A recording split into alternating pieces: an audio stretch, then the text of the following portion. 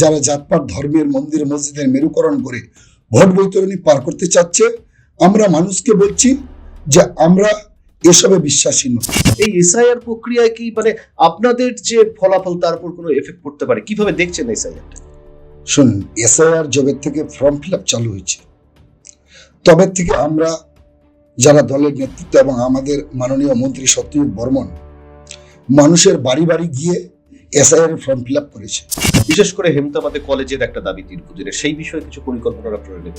এই যে বললাম যে বামফ্রন্ট 44 বছর ক্ষমতায় ছিল, একবারের জন্য ভাবেনি যে এই বিস্তীর্ণ এলাকাতে একটা কলেজের প্রয়োজন।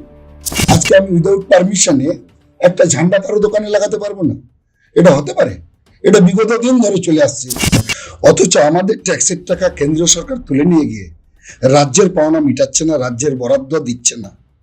সেখানে কিন্তু রাজ্য সরকারকে চাপে পড়তে হচ্ছে। মমতা বন্দ্যোপাধ্যায় চতুর্থবারের জন্য মুখ্যমন্ত্রী হবেন এবং আমাদের হেমতাবাদ এগিয়ে যাবে, গোটা রাজ্য এগিয়ে যাবে, সাম্প্রদায়িক সম্প্রীতি আরো বাড়বে। সেজন্য আমাদের অপেক্ষা করতে হবে আগামী 4 মে পর্যন্ত, যেদিন পশ্চিমবঙ্গ বিধানসভা ভোটের ফলাফল ঘোষিত হবে এই রাজ্যে।